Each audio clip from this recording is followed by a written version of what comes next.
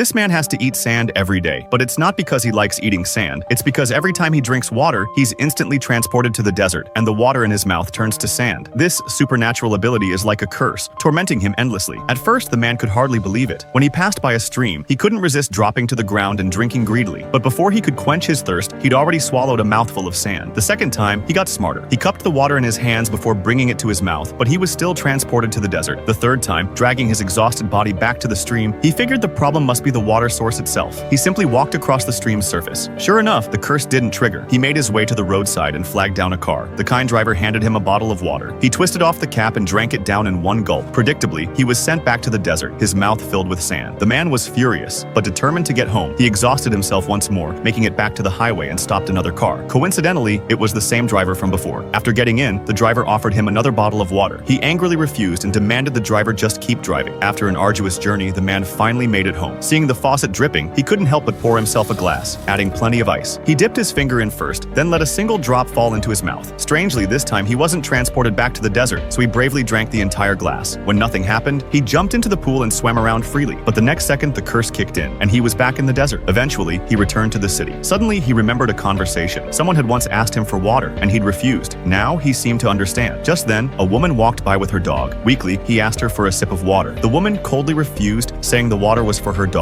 The man smiled. Instantly, the curse was lifted. The woman vanished without a trace. She'd been transported to the distant desert, beginning a new cycle of the curse.